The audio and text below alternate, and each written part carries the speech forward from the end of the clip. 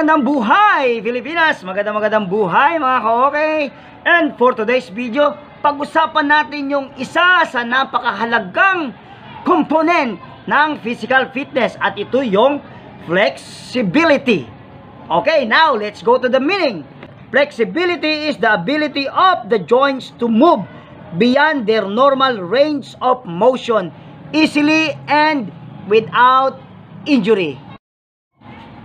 Another meaning is ability to move in a wide range of motion. Parang ganito, nakikita nyo ito bang tubong puti nito? Ayan, wide range of motion.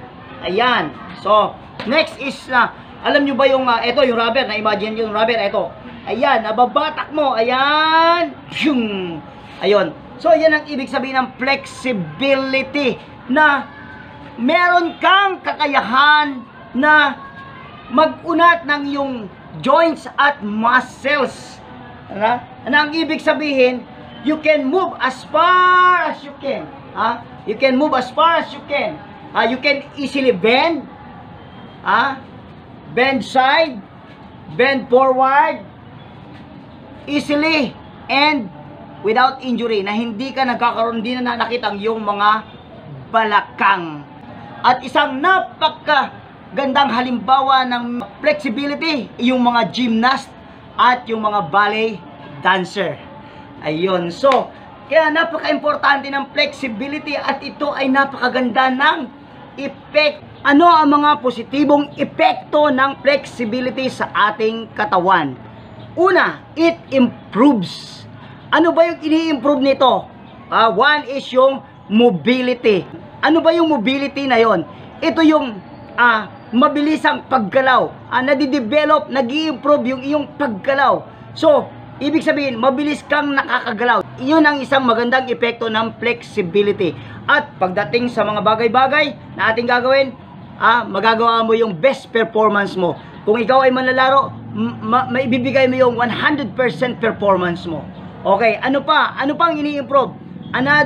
Another thing na ini-improve ng flexibility is yung body posture. Kasi kapag ikaw ay nag-exercise, binabalanse nito yung laki ng mga muscles. Ayun, kaya napakaganda ng flexibility para magkaroon ng sexy body. Ayun. Isa pang positibong epekto ng flexibility is it avoids. Ano ba yung naiiwasan natin? One is the risk of injury. Alam nyo ba ang nangyayari kapag naging flexible yung ating mga muscles? Ito ay tumitibay.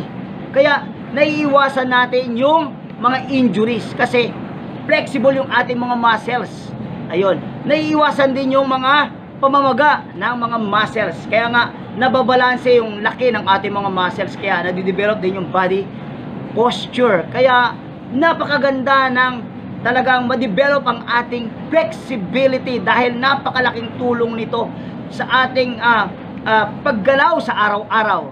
Lalo na sa mga matatanda na medyo nahihirapan na mag-bend. Kaya dapat tuloy-tuloy tayo nag-exercise to develop flexibility.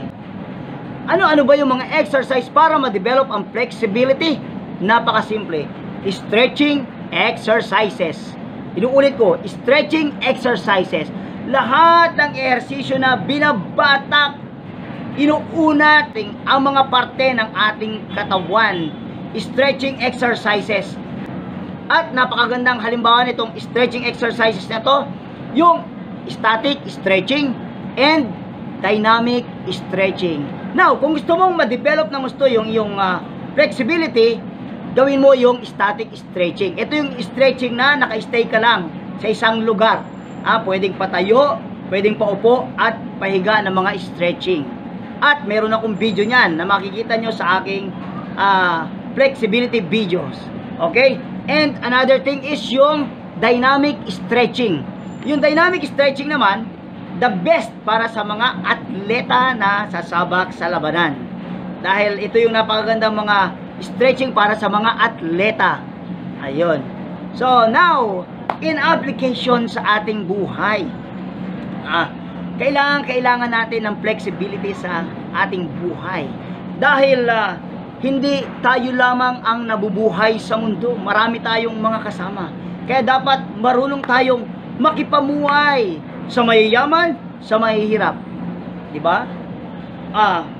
Pwede tayong mamuhay na mahirap, pwede tayong mamuhay na mayaman. Pwede tayong makipamuhay sa makukulit, pwede tayong makipamuhay sa mga seryoso. So, ibig sabihin, flexible ka. Kaya mong pakisamahan lahat ng klase ng pag-uugali ng tao.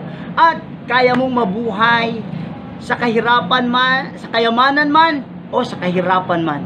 So, yun ang napakagandang epekto ng flexibility sa ating pamumuhay.